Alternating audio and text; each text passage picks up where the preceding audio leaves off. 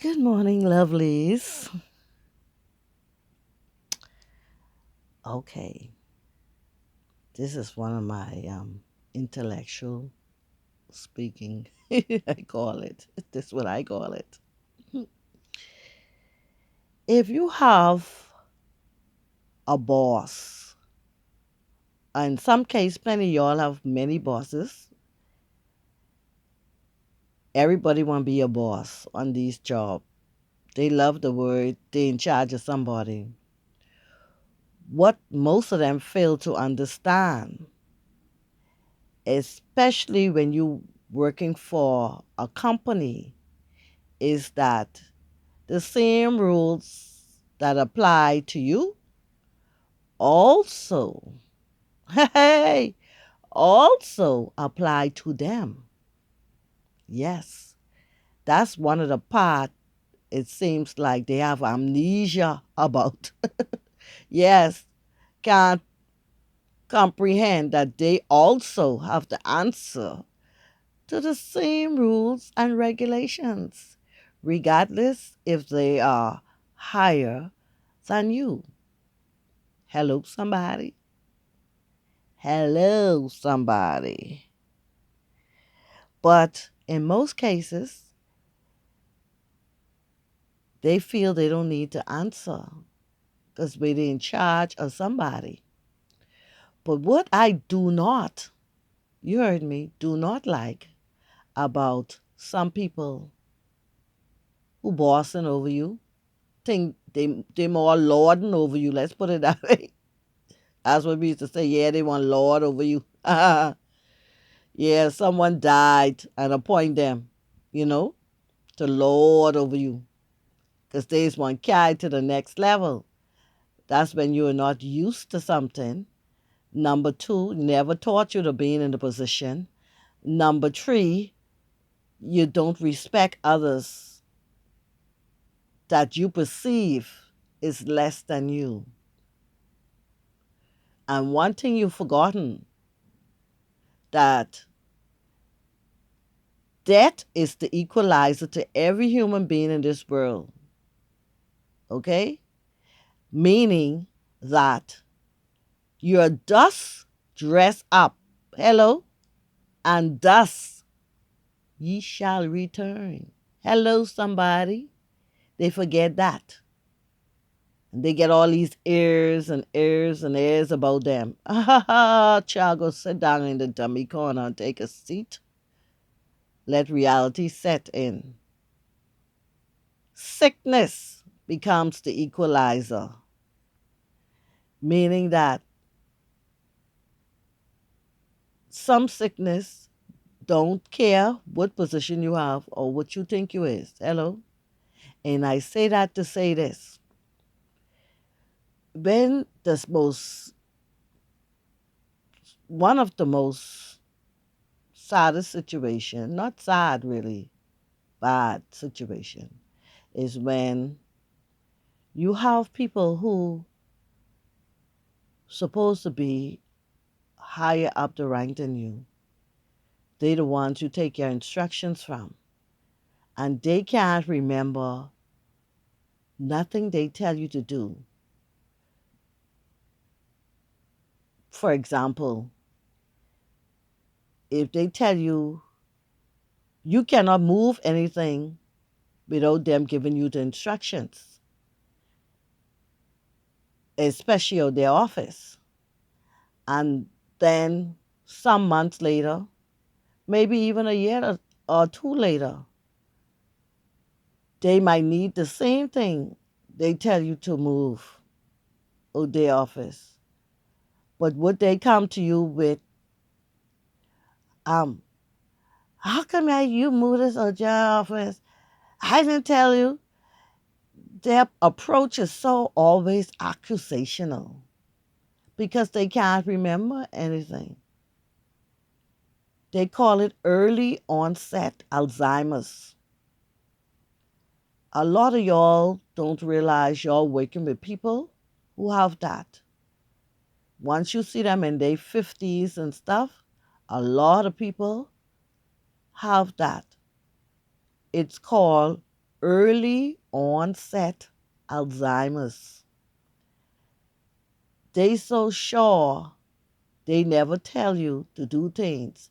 But the bottom line is whether they remember or not, whether they remember or not, as a person working underneath them, you cannot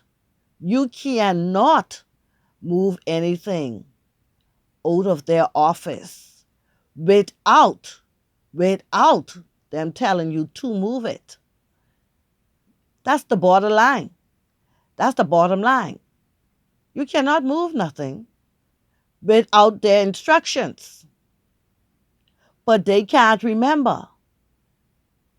And then because they realize they need this thing, what they ask you to move out, months later or 1 year or 2 year later, you know what they do? Plenty of y'all go through this. Time to speak up. You know what they do? They go behind your back to the people they got to go retrieve the stuff from to belittle your character. Are you hearing me, people? They belittle your character because they got to make themselves look good. They got to make themselves look good. They got to make it look like they didn't make this mistake. You understand me? That's what they got to look at. So they got to belittle the person they give the instructions to. Character. I didn't tell them to do this. I didn't tell them to do that. But how the hell they could do it? Huh?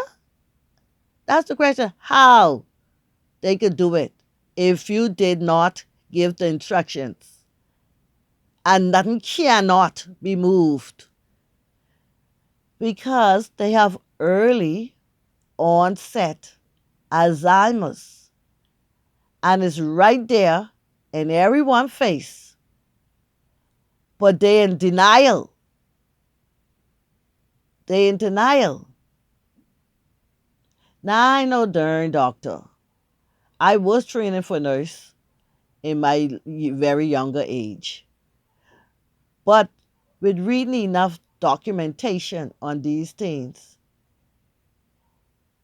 a lot of time when your family have a history of certain illnesses, you have to watch that those illnesses aren't coming to be a part of your life. Especially if your parents, one of your parents have those illnesses. It don't mean it will be a part of your life because your parents have the illnesses, but it could because they call it a family history. When you have a family history of some illnesses and you look like you starting to get that same thing because you are. It don't mean you ain't. Hello? Because you can see the handwriting on the wall. Do you see the handwriting on the wall, King Nebuchadnezzar? Huh? But they're in denial. And the sad thing is, when you work with somebody and they got to make themselves look good, see, especially with me, I can't see your back. I can't see your back. People don't like when you could stand to them. They hate you for that. But I can tell you this, you better stand for something. You better stand for something. But it's the way you stand.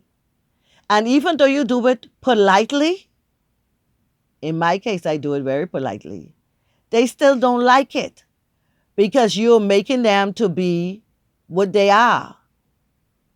Somebody who recognize what they then do, but won't put the blame on you.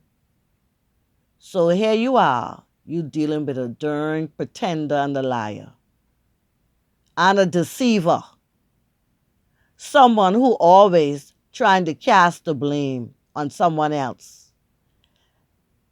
That's one of the worst type people you could deal with because it causes friction within the office.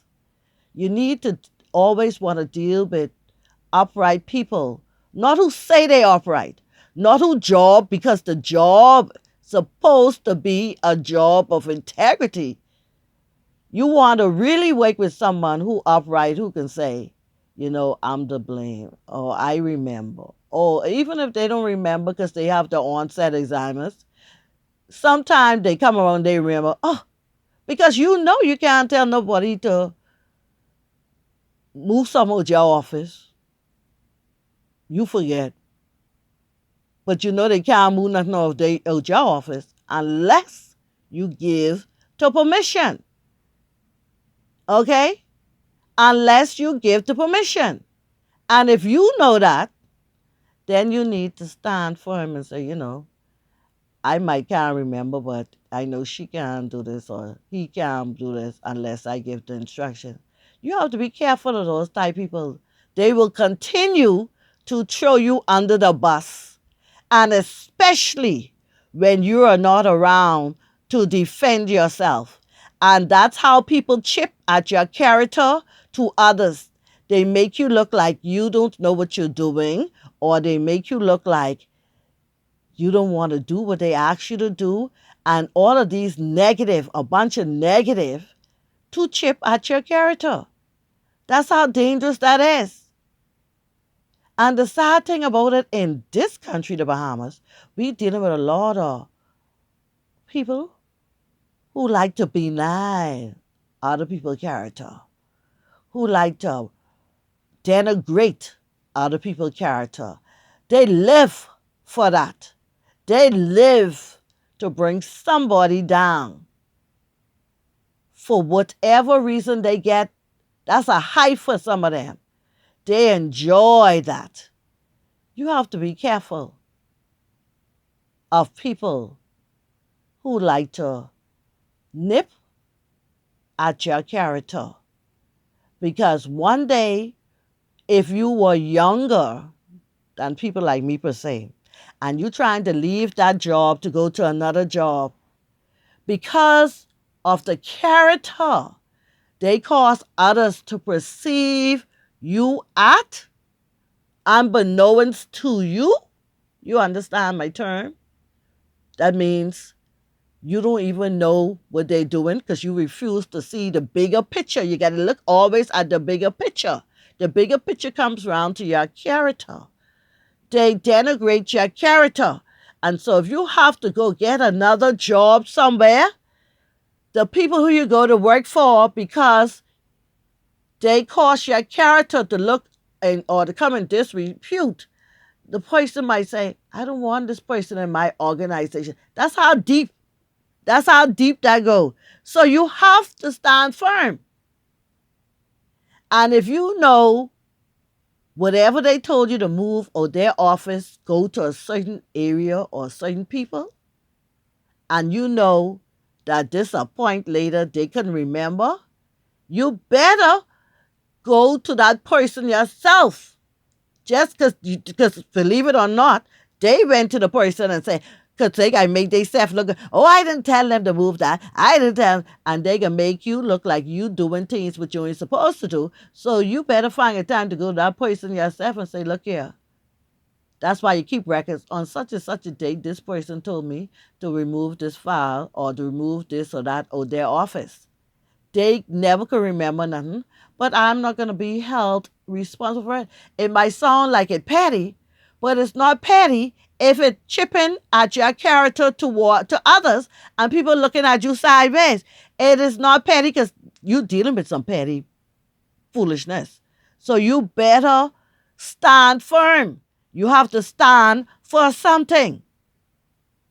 Don't let nobody chip at your character because they own one checking for them and they own their mess up everywhere they go. Because most of the time when you see them like that, their character is already messed up wherever they go. So they trying to mess somebody else's character up. You guys look at all of that. You understand me? And that's the slick way of chipping at your character. And you wonder why people looking at you sideways. You better stand for something. You better stand for something. And it's decent ways to go about it. You understand? So if you won't get fired on them private jobs, you know, it's a decent way to approach it. Always politely. On such and such a date, this the record here, where she told me to do, and I don't know, and she came to get it back, and I making sure she didn't tell you that I do. You go and you clear yourself, because guess what? 9 out of 10, that's exactly what they did. They told the person, "Oh, I didn't tell them to do that. I didn't tell," and they carry on like a hog. Yeah, me a hug behind your back. Where they trying to make you look like whatever, but not what you are. And so you better stand firm, okay? You better stand firm, okay? Learn that.